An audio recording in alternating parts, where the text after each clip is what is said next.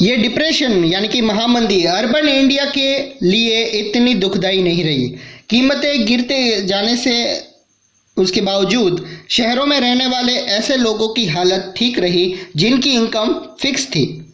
शहर में रहने वाले जमींदार जिन्हें अपनी ज़मीन पर बंधा बंधाया भाड़ा मिल जाता था, या middle class salary employ nationalist के दबाव में इंडस्ट्रीज की रक्षा के लिए सीमा शुल्क बढ़ाए गए थे, जिससे औद्योगिक क्षेत्र में भी इन्वेस्टमेंट में तेजी आ गई। फोर्थ पॉइंट पढ़ते हैं, rebuilding a world economy the post war era. पहला वर्ल्ड वॉर खत्म होने तक सिर्फ दो दशक के बाद दूसरा वर्ल्ड वॉर शुरू हो गया था। ये वॉर भी दो बड़े एक्सिस पावर के बीच था। एक में एक्सिस पावर यानी कि अलायंस मेनली नाजी जर्मनी और जापान और इटली थी, तो दूसरी ओर अलाइज यानी कि ब्रिटेन, फ्रांस, सोवियत यूनियन और यूएस के नाम से जाना जाता था। 6 साल तक चला ये वॉर ज़मीन, हवा और पानी में असंख्य मोर्चे पर लड़ा गया। इस युद्ध में मौत और तबाही की कोई हद बाकी नहीं रखी थी। माना जाता है कि इस जंग के कारण डायरेक्टली और इनडायरेक्टली करीब 6 करोड़ लोग 60 मिलियन लोग मारे गए। ये 1939 की वर्ल्ड पॉपुलेशन का लगभग 3% था। करोड़ों लोग घायल हो गए। अब तक के वॉर्स में मोर्चे पर जाने और मरने वाले की संख्या ज़्यादा थी। इस युद्ध में ऐसे लोग ज़्यादातर मारे जाते थे जो किसी मोर्चे पर नहीं लड़ रहे थे। यूरोप और एशिया के विशाल एरियाज तबाह हो गए थे। कई शहर हवाई बमबारी या लगातार गोलीबारी के कारण मिट्टी में मिल गए थे। इस युद्ध ने बेहिसाब इकोनॉमिक और सोशल तबाही को जन्म दिया। ऐसे हालात में रिकंस्ट्रक्शन का काम डिफिकल्ट और लंबा साबित होने लगा। फिगर 24 देखते हैं। रशिया पर हमला करती जर्मन फोर्सेस। जुलाई 1941 रशिया पर हिटलर का हमला युद्ध में एक टर्निंग पॉइंट था।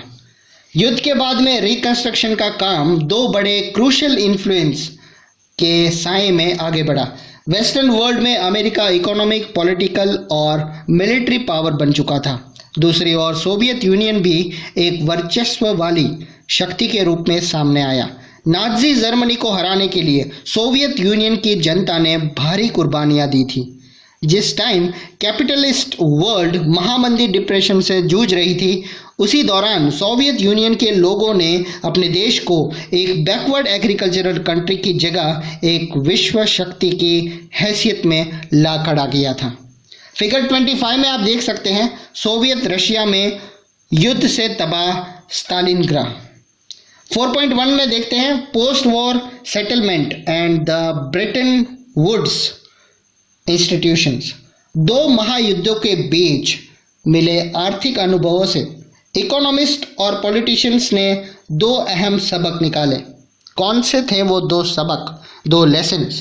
पहला लेसन, मास प्रोडक्शन पर आधारित किसी इंडस्ट्रियल सोसाइटी को मास कंजप्शन के बिना कायम नहीं रखा जा सकता था, लेकिन मास कंजप्शन को बनाए रखने के लिए ये ज़रूरी था कि आमदनी काफ़ी ज़्यादा और स्टेबल रहे।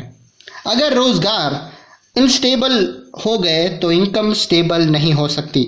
स्टेबल इनकम के लिए फुल एम्प्लॉयमेंट भी ज़रूरी था, लेकिन मार्केट फुल एम्प्लॉयमेंट की गारंटी नहीं दे सकता। कीमत, उपज और रोज़गार में आने वाले उतार चढ़ावों को कंट्रोल करने के लिए सरकार का दखल अंदाजी ज़रूरी था। इकोनॉमिक स्टेबिलिटी केवल सरकार का उसके ही ज़रिए हो सकता था। दूसरा लेसन, बाहरी दुनिया के साथ इकोनॉमिक लिंक के बारे में, यानी कि रिलेशन, उसके बारे में था।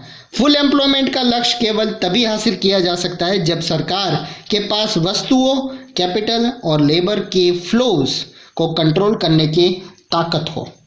Thus in brief, post war international economic system का मुख्य उद्देश्य ये था कि इंडस्ट्रियल वॉर में इकोनॉमिक स्टेबिलिटी और फुल एम्प्लॉयमेंट बनाए रखा जाए।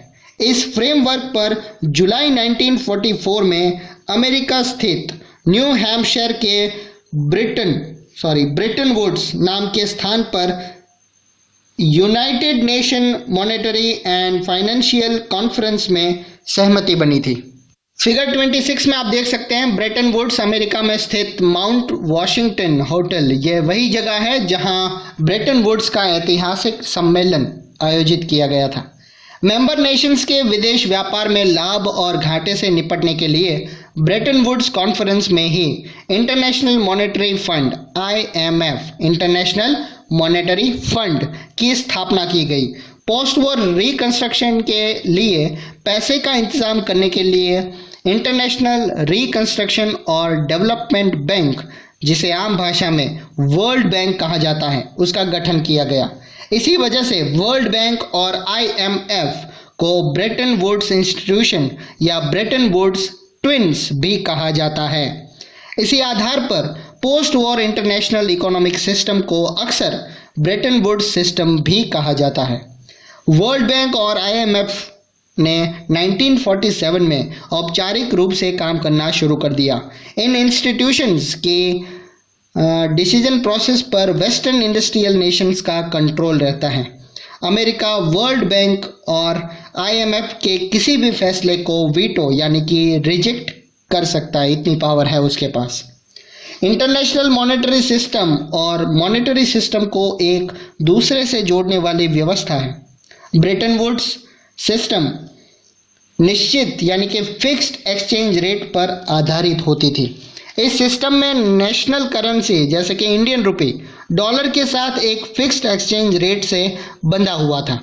एक डॉलर के बदले में कितने रुपए देने होंगे यह फिक्स रहता था। डॉलर का मूल्य भी सोने के हिसाब से बंधा हुआ था।